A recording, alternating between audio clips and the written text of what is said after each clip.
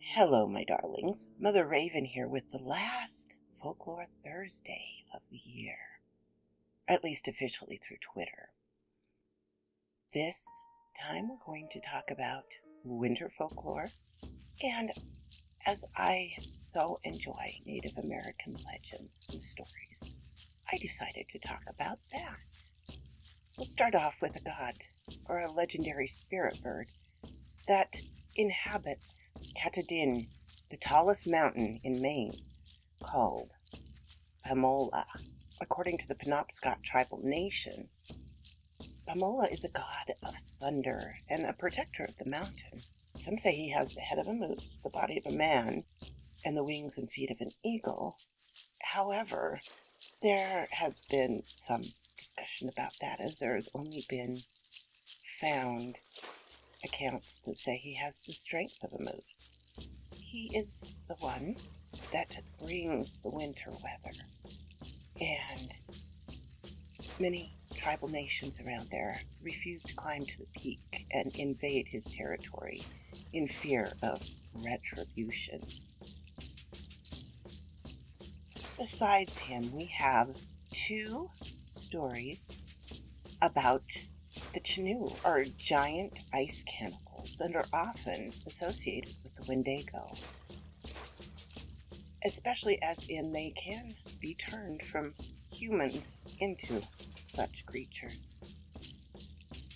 Of the old time, far up the Saguenay River, a branch turns off to the north, running back into the land of ice and snow. 10 families went up this stream one autumn in their canoes to be gone all winter on a hunt. Among them was a beautiful girl, 20 years of age. A young man in the band wished her to become his wife, but she flatly refused him. Perhaps she did it in such a way as to wound his pride. Certainly she roused all that was savage in him, and he gave up all his mind to revenge. He was skilled in medicine or in magic, so he went into the woods and gathered an herb which makes people insensible. Then, stealing into the lodge when all were asleep, he held it to the girl's face until she had inhaled the odor and could not be easily awakened. Going out, he made a ball of snow, and returning, placed it in the hollow of her neck, in front just below her throat. Then he retired without being discovered, so she could not awake, while the chill went to her heart. When she awoke, she was chilly, shivering and sick. She refused to eat. This lasted long, and her parents became alarmed. They inquired what ailed her. She was ill-tempered. She said that nothing was the matter. One day, having been sent to the spring for water, she remained absent so long that her mother went to seek her. Approaching unseen, she observed her greedily eating snow, and asking her what it meant. The daughter explained that she felt within a burning sensation, which the snow relieved. More than that, she craved the snow. The taste of it was pleasant to her. After a few days, she began to grow fierce, as though she wished to kill someone. At last, she begged her parents to kill her. Hitherto, she had loved them very much. Now she told them that unless they killed her, she would certainly be their death. Her whole nature was being changed. "How can we kill you?" her mother asked. "You must shoot me," she replied, "with 7 arrows, and if you can kill me with 7 shots, all will be well. But if you cannot, I shall kill you." 7 men shot at her as she sat in the wigwam. She was not bound. Every arrow struck her in the breast, but she sat firm and unmoved. 49 times they pierced her. From time to time she looked up with encouraging smile. When the last arrow struck, she fell dead. Then they burned the body as she had directed.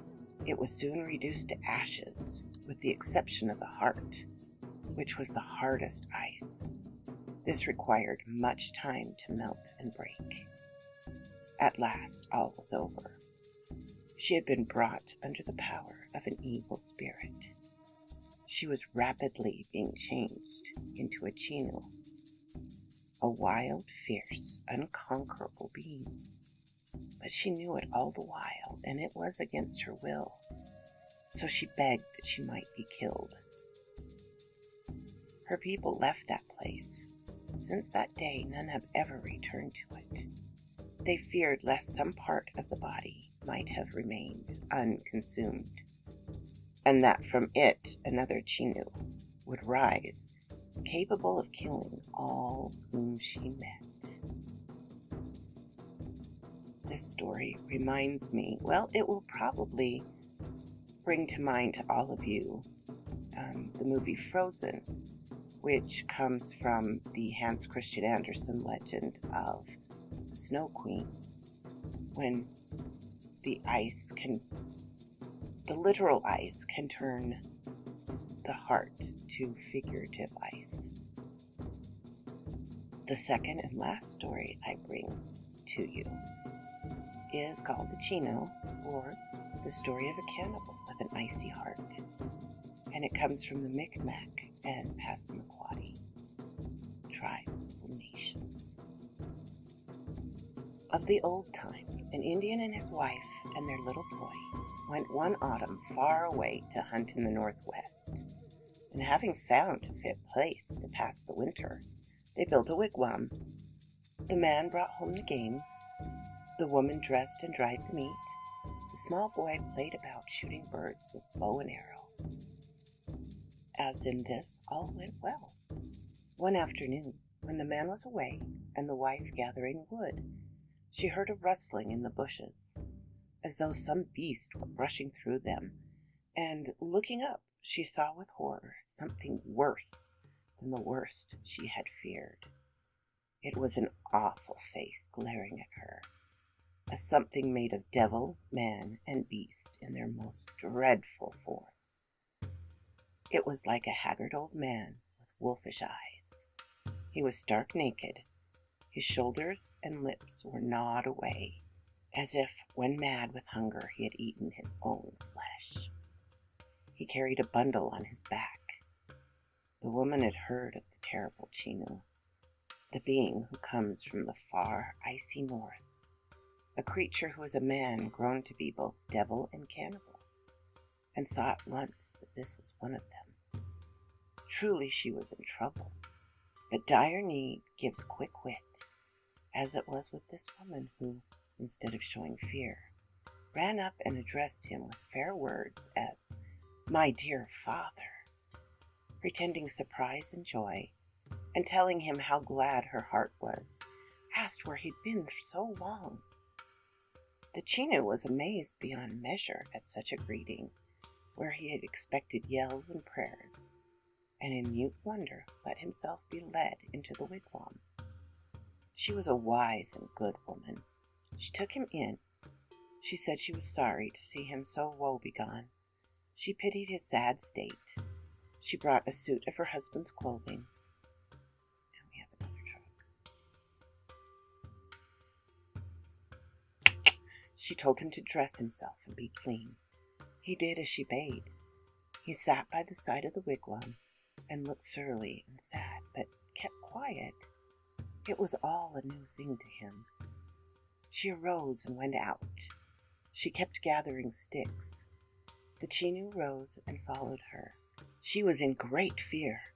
Now, she thought, my death is near. Now he will kill and devour me. The Chenoo came to her. He said, "Give me the axe." She gave it, and he began to cut down the trees. Man never saw such chopping. Great pines fell right and left like summer saplings. The boughs were hewn and split as if by a tempest. She cried out, "My father, there is enough." He laid down the axe. He walked into the wigwam and sat down, always in grim silence. The woman gathered her wood and remained as silent on the opposite side. She heard her husband coming. She ran out and told him all. She asked him to do as she was doing. He thought it well. He went in and spoke kindly. He said, my father-in-law, and asked where he had been so long. The Chenoo stared in amazement, but when he heard the man talk of all that had happened for years, his fierce face grew gentler. They had their meal. They offered him food, but he hardly touched it. He lay down to sleep. The man and his wife kept awake in terror. When the fire burned up and it became warm, the Chenoo asked that a screen should be placed before him. He was from the ice. He could not endure the heat. For 3 days he stayed in the wigwam. For 3 days he was sullen and grim. He hardly ate. Then he seemed to change. He spoke to the woman. He asked her if she had any tallow. She told him they had much. He filled a large kettle. There was a gallon of it. He put it on the fire. When it was scalding hot, he drank it all off at a draught. He became sick. He grew pale. Then he cast up all the horrors and abominations of earth, things appalling in every sense. When all was over, he seemed to change. He lay down and slept. When he awoke, he asked for food and ate much. From that time, he was kind and good. They feared him no more. They lived on meat, such as natives prepared. The Chenoo was tired of it. One day he said, "Tus, my daughter, have you no pelewios, fresh meat?" She said no. When her husband returned, the Chenoo saw that there was black mud on his snowshoes. He asked him if there was a spring of water near. The friend said there was only a half a day's journey distance. "We must go there tomorrow," said the Chenoo. And they went together very early. The Indian was fleet in such running, but the old man, who seemed so wasted and worn, went on his snowshoes like the wind. They came to the spring. It was large and beautiful. The snow was all melted away around it. The border was flat and green. Then the Chenoo stripped himself and danced round the spring his magic dance, and soon the water began to foam, and anon to rise and fall, as if some monster below were heaving in accord with the steps in the song.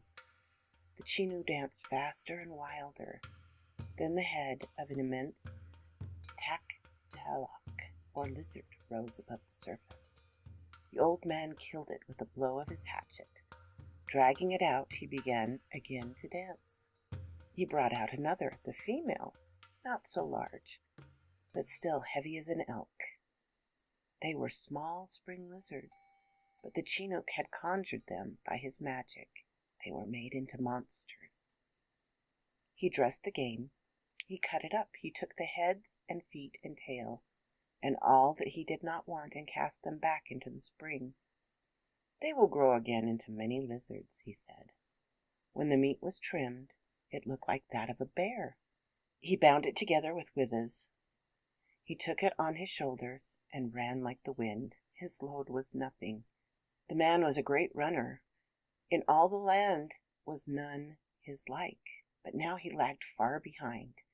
"Can you go no faster than that?" asked the Chenoo. "The sun is setting. The red will be black anon. At this rate, it will be dark ere we get home. Get on my shoulders." The man mounted on the load. The Chenoo bade him hold his head low, so that he could not be knocked off by the branches. "Brace your feet," he said, "so as to be steady." Then the old man flew like the wind. The bushes whistled as they flew past them. They got home before sunset. The wife was afraid to touch such meat, but her husband was persuaded to eat of it. It was like bear meat, and the Chenoo fed on it. So they all lived as friends. Then the spring was at hand.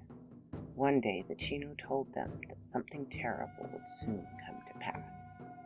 An enemy, a Chenoo, a woman, was coming like wind. Yes, on the wind, from the north, to kill him. There could be no escape from the battle. She would be far more furious, mad, and cruel than any male. Even one of his own cruel race could be. He knew not how the battle would end, but the man and his wife must be put in a place of safety to keep from hearing the terrible war whoops of the Chenoo, which is death to mortals. Their ears must be closed. They must hide themselves in a cave. Then he sent the woman for the bundle which he had brought with him, and which had hung untouched on a branch of the tree since he had been with them. And he said if she had found aught in it offensive to her, to throw it away, but to certainly bring him a smaller bundle which was within the other. So she went and opened it,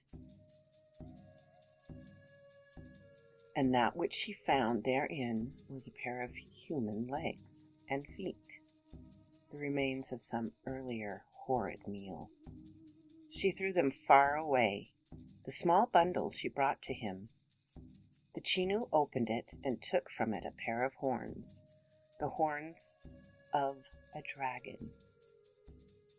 One of them had 2 branches, the other is straight and smooth. They were golden bright. He gave the straight horn to the man. He kept the other. He said that these were magical weapons, and the only ones of any use in the coming fight. So they waited for the foe, and the 3rd day came. The Chenoo was fierce and bold. He listened. He had no fear. He heard the long, awful scream, like nothing of earth, of the enemy as she sped through the air far away in the icy north, long ere the others could hear it. And the manner of it was this, that if they without harm should live after bearing the first deadly yell of the enemy, they could take no harm. But if they did but hear the answering shout of their friend, all would be well with them. But he said, "Should you hear me call for help, then hasten with the horn, and you may save my life." They did as he bade. They stopped their ears. They hid in a deep hole dug in the ground. All at once the cry of the foe burst on them like screaming thunder. Their ears rang with pain. They were well nigh killed for all the care they had taken. But then they heard the answering cry of their friend, and were no longer in danger from mere noise. The battle begun. The fight was fearful. The monsters, by their magic, with their rage, rose to the size of mountains. The tall pines were torn up. The ground trembled as in an earthquake. Rocks crashed upon rocks. The conflict deepened and darkened. No tempest was ever so terrible. Then the male Chenoo was heard crying, "My son-in-law, come and help me." He ran to the fight. What he saw was terrible. The Chenoos, whose upright would have risen far above the clouds as giants of hideous form, were struggling on the ground. The female seemed to be the conqueror. She was holding her foe down. She knelt on him. She was doing all she could to thrust her dragon horn into his ear.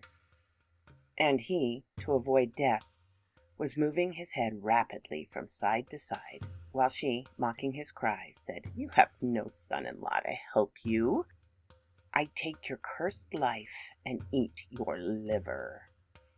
The man was so small by these giants that the stranger did not notice him. "Now," said his friend, "thrust the horn into her ear." He did this with a well-directed blow.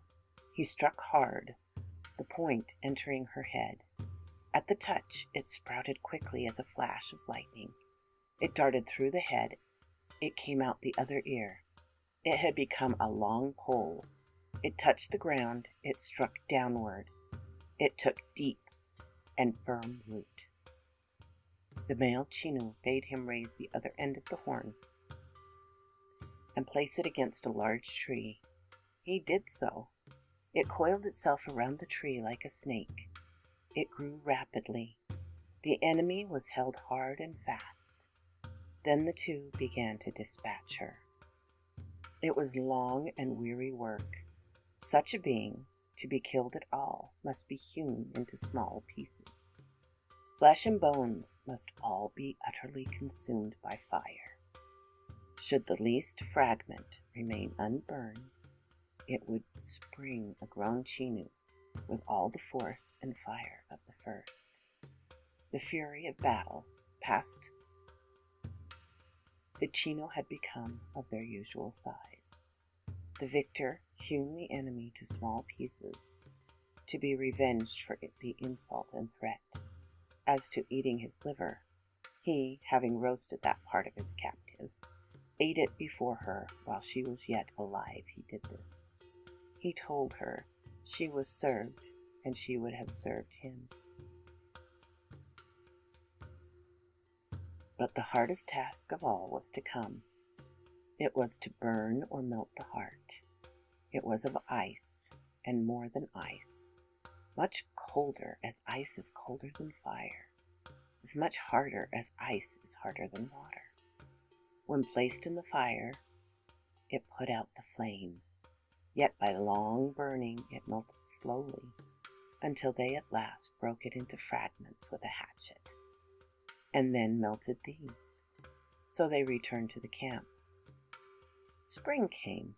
The snows of winter as water ran down the rivers to the sea. The ice and snow which had encamped on the inland hills sought the shore. So did the man and his wife. The Chenoo, with softened soul, went with them. Now he was becoming a man like other men. Before going, they built a canoe for the old man. They did not cover it with birch bark. They made it of moose skin. In it they placed a part of their venison and skins. The Chenoo took his place in it. They took the lead and he followed. After winding on with the river, down the rapids, and under forest barrels, they came out into the sunshine, on a broad, beautiful lake. But suddenly, when midway in the water, the Chenoo laid flat in the canoe as if to hide himself.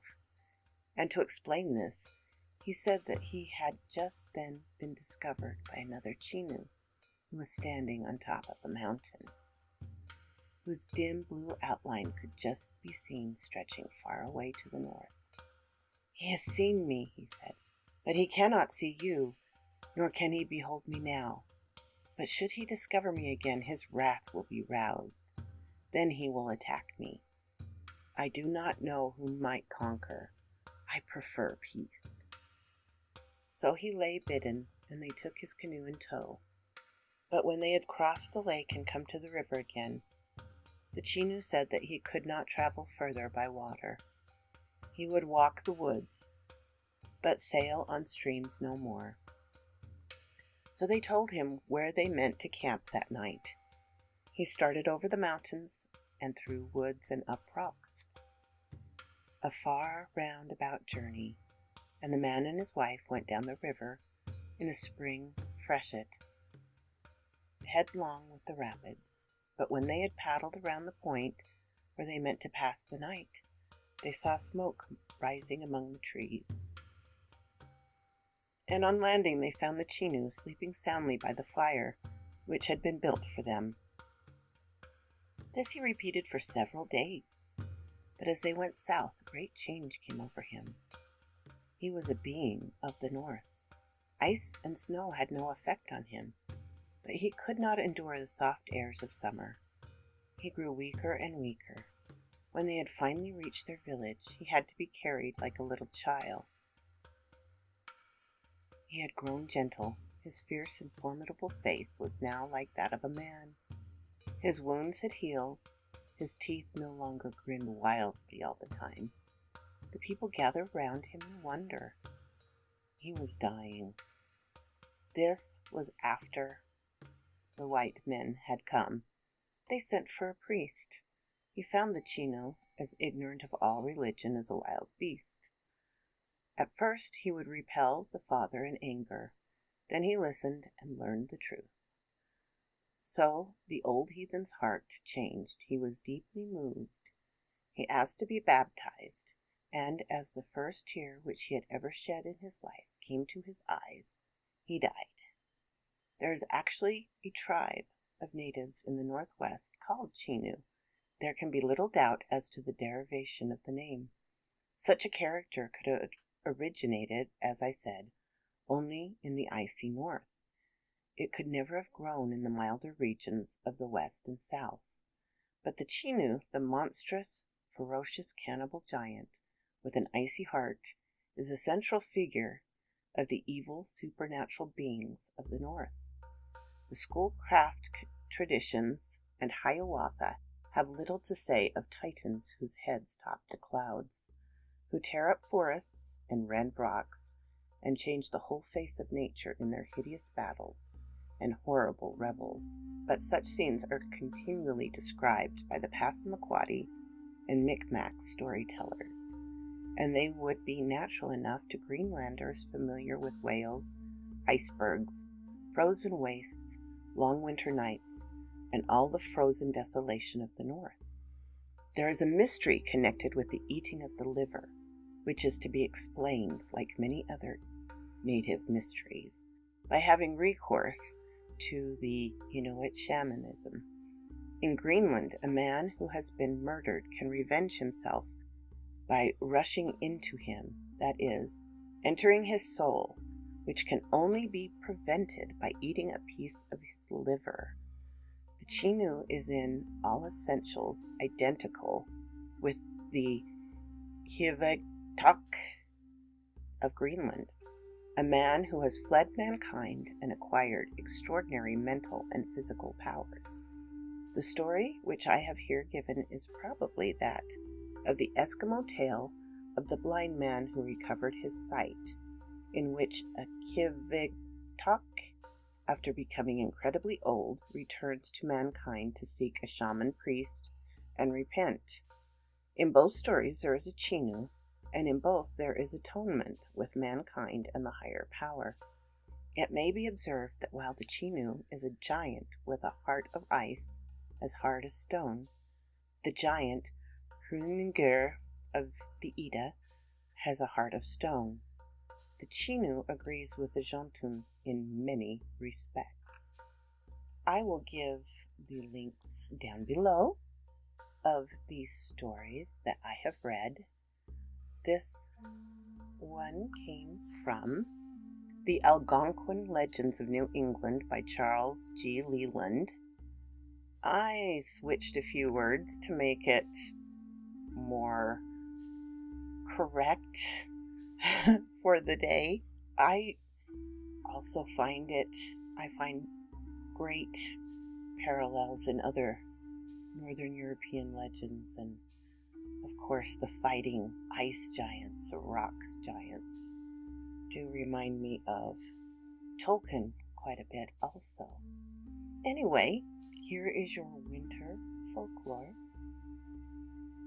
So quoth this raven.